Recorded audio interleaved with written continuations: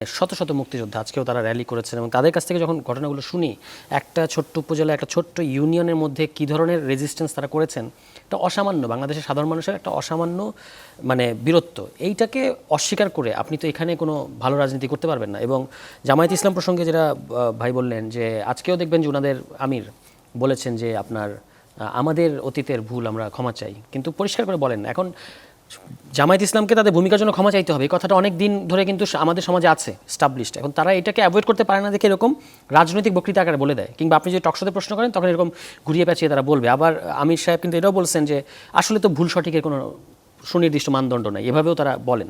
কিন্তু ক্ষমা চাওয়ার অর্থ হচ্ছে আপনার এই প্রশ্নগুলো তোলাকে তারা পুরনো রাজনীতি হিসেবে দেখানোর চেষ্টা করে। এখন সেটাই বা না, এখন যে কোনো পার্টির যদি অতীতে ভুল থাকে সেটা তাকে থিসিস আকারে পরবর্তীতে হাজির করে বলতে হয় যে আমাদের এইখানে ভুল আছে। এখন আমরা যখন বা সমাজে যখন এই প্রশ্নটা ওঠে যে জামায়াতকে তাদের কৃতকর্মের জন্য নিঃশর্তভাবে ক্ষমা চাইতে হবে, তখন তার আসলে সমাজে বোঝানো হয় যে তাদেরকে লিখিত আকারে একটা স্টেটমেন্ট আকারে থাকা উচিত। আপনি রাজনৈতিক বক্তব্য দিলেন, পরবর্তীতে আরেকজন তো বলবে যে এটা তো রাজনৈতিক বক্তব্য ছিল। হ্যাঁ, এটা কিন্তু দুই দিক থেকে সুবিধাজনক যে হ্যাঁ আমরা তো ক্ষমা চাইছি এটাও বলা যায়, আবার আরেক দিক থেকে উড়িয়েও দেওয়া যাবে এটা তো ভাই আমার রাজনৈতিক বক্তব্য, ওনার রাজনৈতিক বক্তব্য, এটা আমরা কেন করব। আপনি দল হিসেবে এটা কি বলে কর্মকাণ্ডের জন্য ক্ষমা চাইছেন সেটাও বলে না। আপনি দেখবেন যে এর আগে জামায়াতের আমির সাহেব উনি বলেছেন যে 47 থেকে 24 পর্যন্ত আমাদের যত ভুল আছে এর মধ্যে কিন্তু 71 নাই হয়ে গেল। এবং 47 ওনাদের যে ধরনের ভুল আছে যে অখণ্ড ভারতের পক্ষে দাঁড়ানো, আর 71 গণহত্যার বা জেনোসাইডের অভিযোগ, দুটোকে এক পালে মাপা যাবে। সুনির্দিষ্ট বক্তব্য হচ্ছে যদি কোনো ভুল হয়ে থাকে তাহলে ক্ষমা চাইবেন।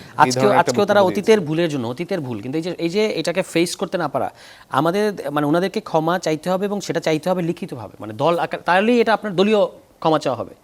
যে এখন ধরেন আওয়ামী লীগের একটা কোনো বড় নেতা যদি আজকে বলে যে আমাদের ভুল হয়েছে, তাহলে আমরা দেখবো যেটা ওই নেতার কিন্তু দল হিসেবে কি আওয়ামী লীগ ক্ষমা চাইলো তাদের কাজের জন্য, সেটা কিন্তু আমরা বলার সুযোগ নাই। এই কারণে তাদের দল হিসেবে বলার মানে হচ্ছে আপনাকে এটা পার্টি যেন এটা আমি দলিল দস্তাবেজে পাওয়া যায়।